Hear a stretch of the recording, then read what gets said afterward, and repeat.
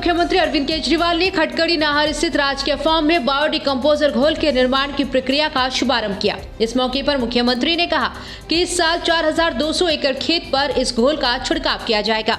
इसके लिए 844 किसानों ने सहमति दे दी है। सीएम ने कहा कि पिछले साल 1950 एकड़ सिर्फ नॉन बासमती धान के खेतों में इस घोल का छिड़काव किया गया था। इस बार बासमती और नॉन बासमती दोनों तरह के खेतों में इसका छिड़काव होगा।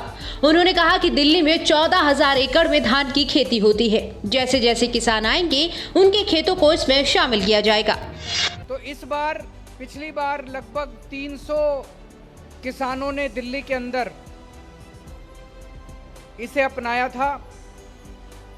लगभग 1950 एकड़ में इसको किया गया था।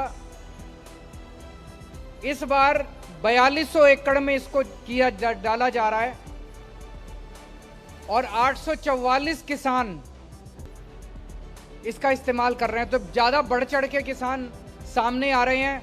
एक से दूसरे, दूसरे से तीसरे को पता चलता है कि इसका बड़ा फ़ायदा हुआ है, तो ज़्यादा से ज़्यादा किसान इसका इस्तेमाल कर रहे हैं।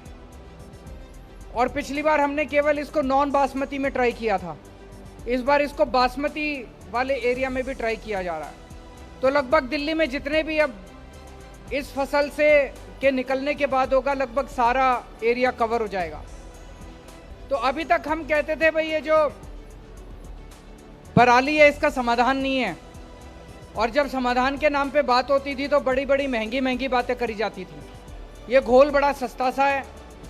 घोल के जो कंपोनेंट्स हैं, वो घोल बनाना, घोल छिड़कना, सारा खर्चा मिला मिलू के 1000 रुपये एकड़ से भी कम पड़ता है, उसे भी काफ़ी कम पड़ता है। दिल्ली में ये सारा खर्चा दिल्ली सरकार उठा रही है।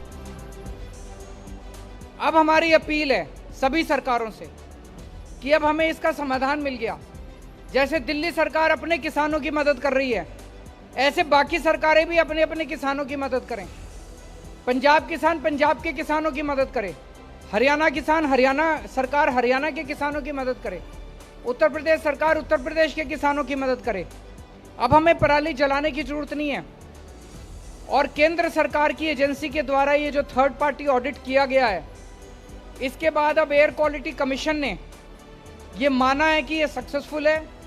और मुझे पता चला कि पिछले 2-4 दिन के अंदर एयर क्वालिटी कमीशन ने बाकी सभी सरकारों को आदेश दिए हैं कि वो भी पूसा इंस्टीट्यूट द्वारा बनाए जा रहे इस घोल को इस्तेमाल करें ताकि पराली जलाने की समस्या से निजात पाई जा सके। वहीं इस दौरान अरविंद केजरीवाल ने पड़ोसी राज्यों से अपील करते हुए कहा कि पराली से होने वाले प्रदूषण को रोकने के लिए सभी राज्य अपने किसानों को ये घोल मुफ्त में दें। दिल्ली सरकार इस बार भी डिकम्पोजर घोल का पूरा खर्चा उठाएगी।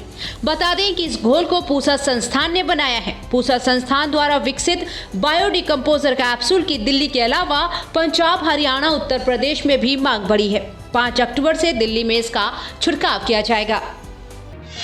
बहुजन समाज पार्टी की मुखिया मायावती ने जातीय जनगणना को लेकर केंद्र सरकार को घेरा। सुप्रीम कोर्ट में हलफनामे का हवाला देकर बीएसपी सुप्रीमो ने कहा कि बीजेपी की ओबीसी राजनीति का पर्दाफाश हुआ है।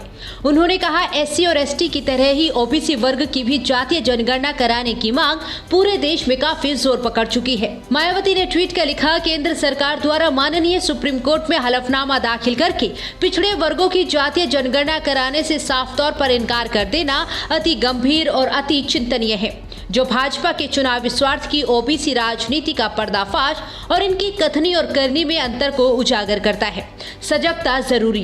बीएसपी सुप्रीमो ने आगे लिखा कि एससी और एसटी की तरह ही ओबीसी वर्ग की भी जातीय जनगणना कराने की मांग पूरे देश में काफी जोर पकड़ चुकी है, लेकिन केंद्र सरकार का इससे साफ इनकार करना पूरे समाज को उसी तरह से दुखी और इनके भविष्य को आघात पहुंचाने वाला है, जैसे नौकरियों में इनके बैकलॉग को न भरने से लगातार हो रहा है।